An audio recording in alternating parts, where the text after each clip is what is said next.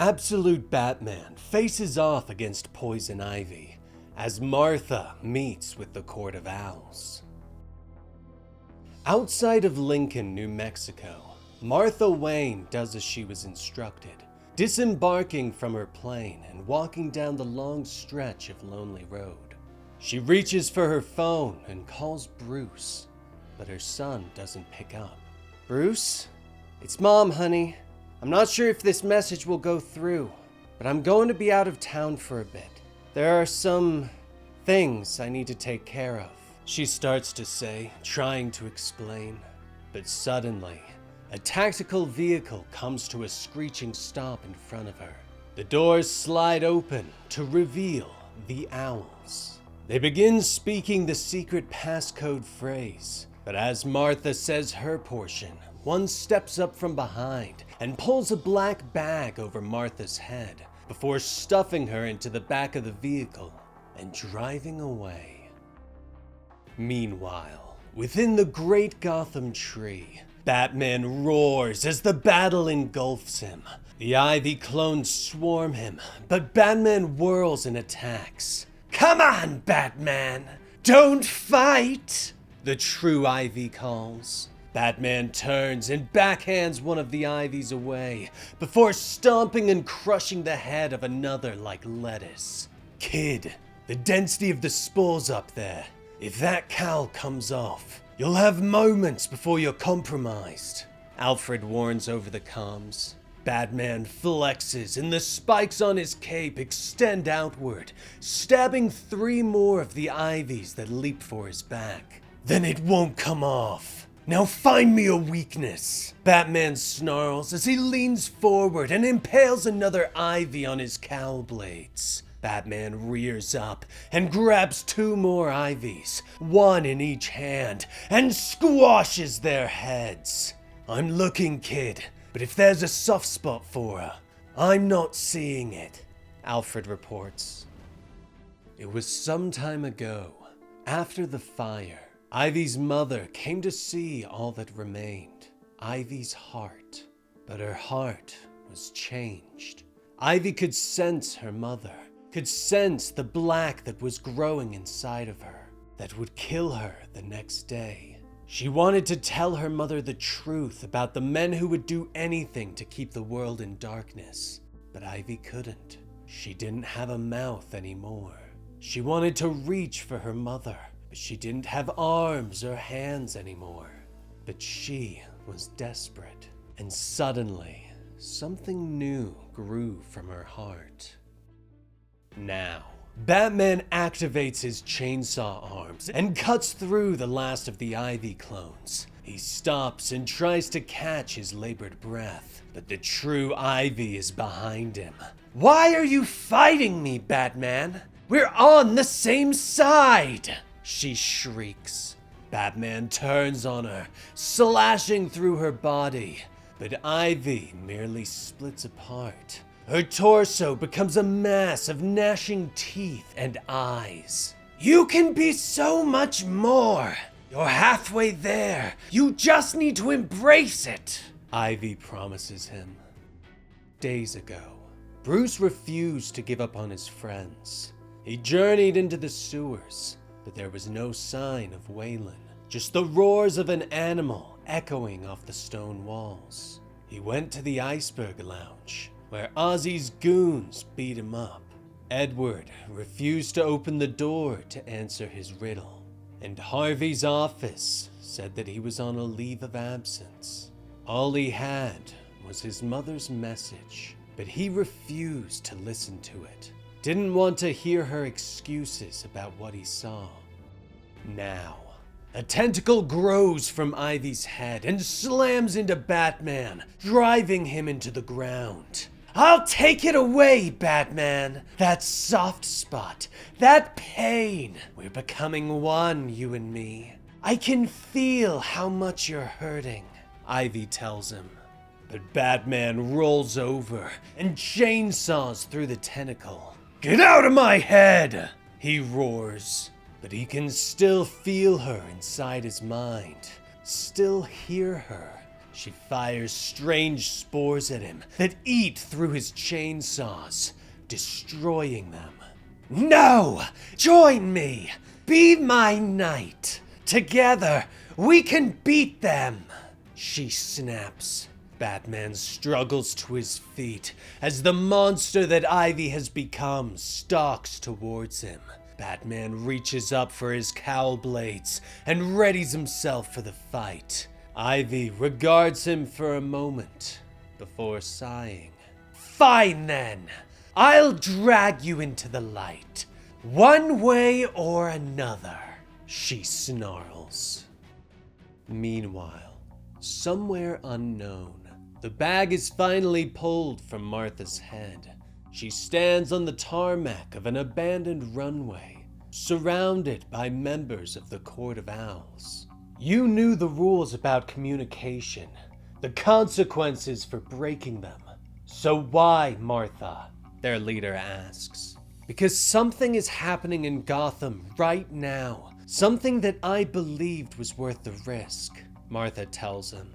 The owl shakes his head. What gives you the right? This is how we've survived. Just because you were one of us, he starts to say, but Martha interrupts him. I wasn't just one of you. I was a Talon. The best Talon.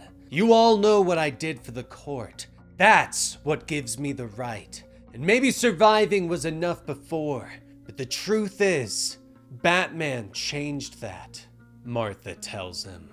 The owl ponders this for a moment, before finally nodding his head.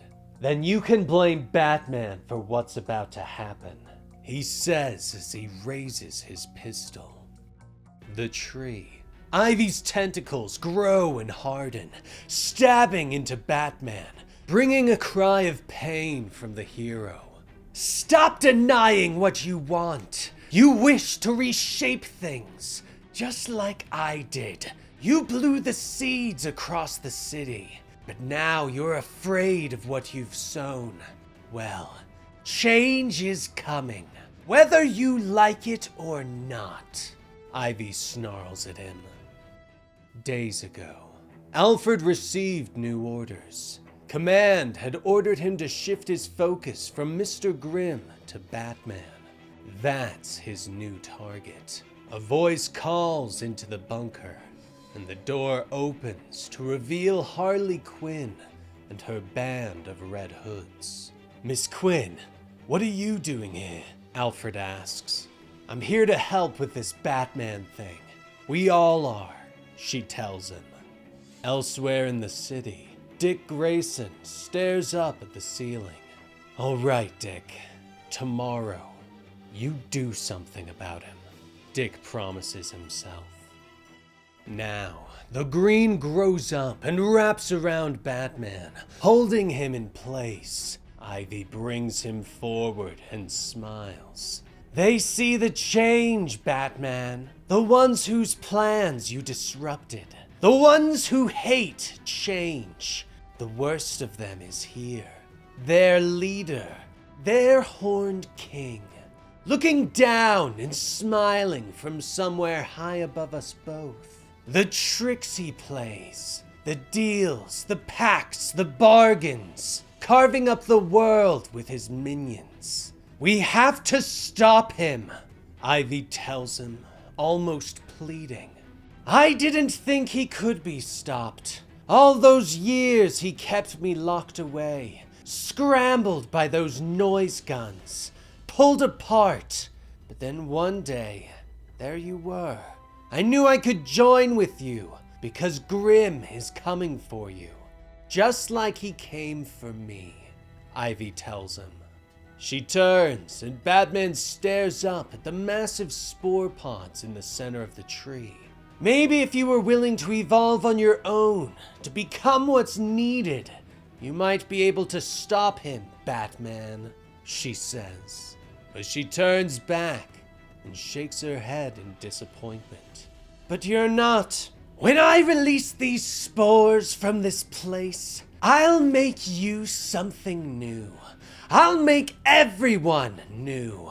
We'll be strong, beautiful, a new kingdom. And together we'll stop him, she promises. Stop! Ugh! Don't do this! Batman growls, struggling to break free. Days ago, he met Gordon on the streets. Bruce, I need to talk to you, Jim had told him. Bruce shook his head and glared at the old man. No offense, but the last thing I want to talk about is you and my mom, he said. Jim shrugged. It's not about your mom. She's a grown woman and I'm a grown man. Nature is nature, but this is about you, Jim told him. Bruce, I know, he finally said before sitting on a nearby bench. Bruce stared at him for a moment before realizing what he meant. Oh, okay, Bruce finally said softly. How did you? He asked. Jim glanced at him. Son, 6'9", 400 pounds, doesn't exactly blend in. And I did pull you out from a pile of bats once, Jim points out. Bruce leans forward as he thinks about this. Does my mom know? He asked. Jim shakes his head. Believe it or not, I don't think so. Her brain's engaged in some mental gymnastics to avoid the obvious, he points out. The two sit in silence for a moment. Are you here to tell me to stop? Bruce finally asks. Do you want me to? Bruce pauses for another moment. He's unsure, but explains that Batman is becoming too big. I wanted Batman to affect the city, to shine a light on things. But now, you didn't expect him to become the light himself, the big old beacon in the sky. Jim finishes the thought. He looks to Bruce for a moment and finally gives him some advice his daughter gave him when he became mayor. She said, Dad, a tree grows taller when you care for its roots. Jim told him as he stood, You have good roots, son. I know you'll make the right choice when the time comes. Jim tells him before walking away. Now, Batman struggles against the plants that hold him, but suddenly, he is cut free by Officer Gordon. Shh, she'll hear you. Stop struggling, I got you, Barbara whispers. SWAT is about to bust in with a dozen sonic rifles, so we need to get out of here before she figures it out, she hisses. But Batman shakes his head. No, the spores. She's going to release them across the city. We have to destroy them. Do you have any explosives? Batman asks as he picks up his own sonic rifle. Barbara shakes her head.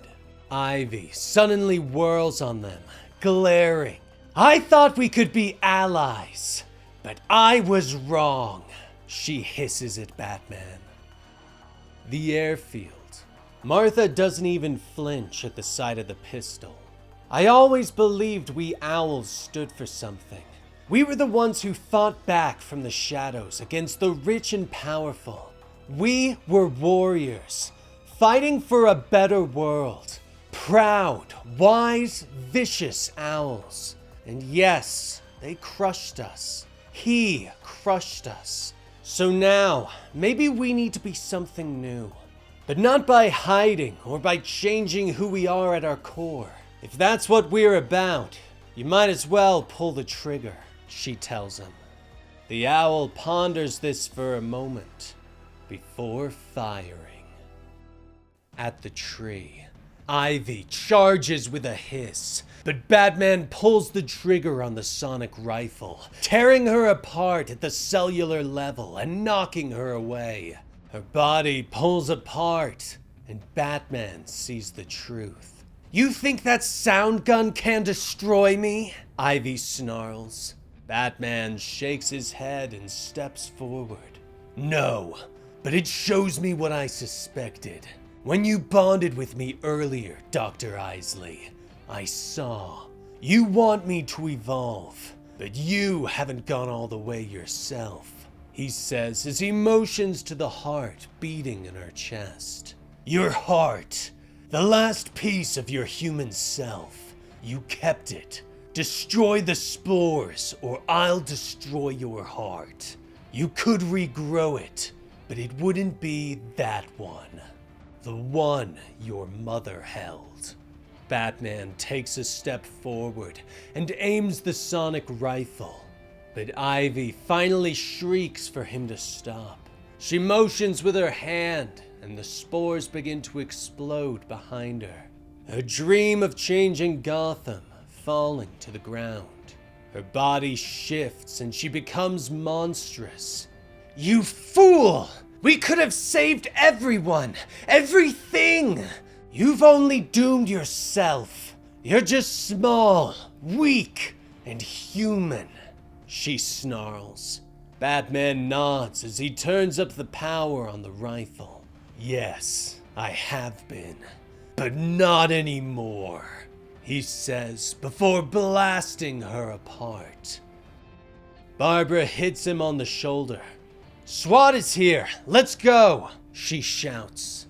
The two quickly slip away as SWAT storms the chamber, finding the remains of Ivy, her true heart gone. I'll kill you, Batman, you monster, she promises. Batman and Barbara find their way to the edge of the tree. Batman, what happened back there? You destroyed her heart anyway, Barbara softly points out. Batman nods, not looking back at her. She said, to fight what's coming, I needed to evolve. I just took her advice, he says, before leaping off into the night. The next day, there is a knock at the Iceberg Lounge. Frustrated, Ozzy checks it expecting Bruce, but it's just the delivery man. Edward checks his camera, but Bruce isn't outside with a riddle. The waters of Gotham sewers part, and a human Waylon Jones steps forward. Hello? Bruce! Are you here? Bruce! He calls. But Bruce is nowhere to be seen. Batman stands atop a tower and looks out over his city, his grip tightening on his axe. The message from his mother starts to play, but he deletes it. He is alone. And that was the complete story for Absolute Batman, issue 18 by Scott Snyder.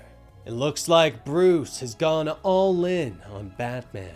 What's gonna happen next? We'll just have to wait and find out. But if you enjoyed today's video, let me know in the comments down below. And support the channel by liking and subscribing. I'm Dan with Comicstorian, and we will see you next time. Rest in peace, Benny.